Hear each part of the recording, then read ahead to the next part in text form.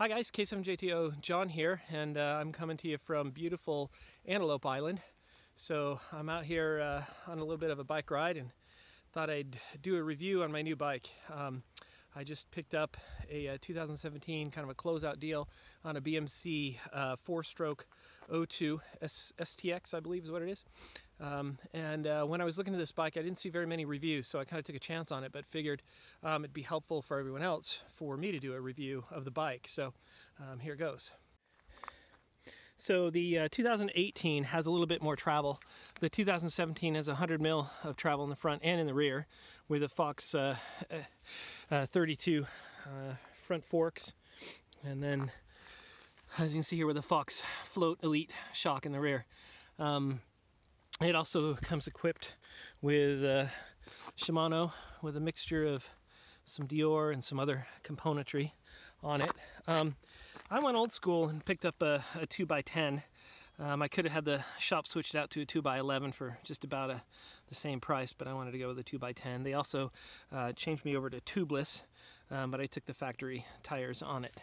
So it is a 29er, and you know, with 100 mil of suspension, wasn't really sure what I was going to think of it when I got out on the trail. So currently I'm riding a carbon fiber hardtail frame built in China, which has served me pretty well. I built it out for a special race here in Utah called the Crusher and the Tusher, but it was time to move up. I do a lot more trail riding now and needed some more suspension. As you see in the rear, haven't taken off the stupid plastic thing that the shop puts on for you. Got to take care of that.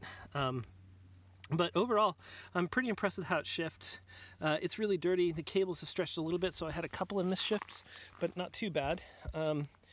Get a look here at the rear brakes. This is the first time that I've ever ridden on hydraulic brakes. I've been using Avid mechanical brakes for many years, and I'm real impressed with them. You do not have to squeeze hard on these brakes to make it stop.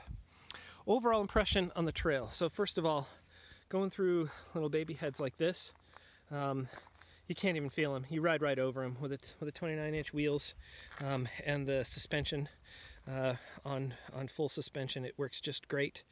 Right now the wheels are pumped up pretty high. We just switched them to tubeless, and so the shop said to keep some pressure in it for a while, but I'll be taking the pressure down here and that'll make it a lot better. What I did notice is that on kind of pocked, like this trail that I just rode up here through there, that trail is all kind of sandy, as you can see, and there's a lot of pocks in the sand from horses, and the chatter is pretty uncomfortable on this bike, and it doesn't matter if the suspension's locked in or locked out, it's the same chatter.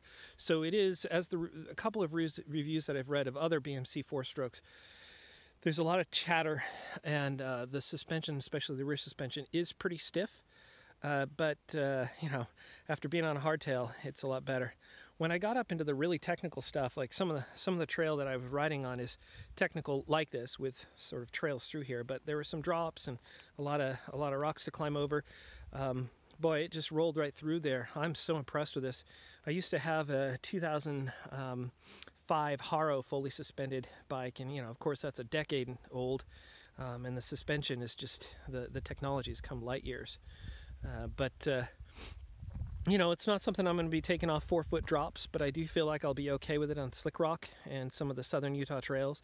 Certainly not going to take this down, you know, ski resorts or stuff like that, but that's not me anyways. I'm not a big jumper or anything. I'm more into the XC side of trail riding.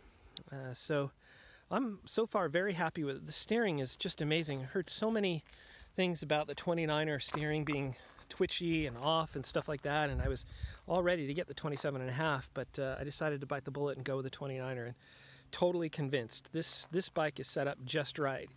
Climbing as well, climbing on my Chinese frame, which ironically I bought for the Crusher, which is 10,000 vertical feet of climbing in 70 miles. This thing outclimbs it by far. It just the right geometry. I'm in the right place over the wheels.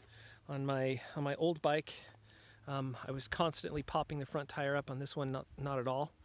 Also on the old bike, when I stood up, it put my center of gravity so far forward that the wheels just spun and spun. But with this guy, there's hardly any wheel spin at all, even when I'm standing. If you lock out the suspension, it is, it's better than a hardtail with a fork, because when you lock out the suspension, you get both front and rear locked out. And that is this control up here. And you'll see right now, so this is unlocked. So this is full suspension. There's a medium one which slows the suspension down, and this is fully locked out. And in the fully locked out mode, it does feel just like a completely rigid frame, so a hardtail with a rigid fork. So very smooth, very impressed. The tires that come on it, the Continental X King in the front, 2.2, same, or what is the back? Sorry.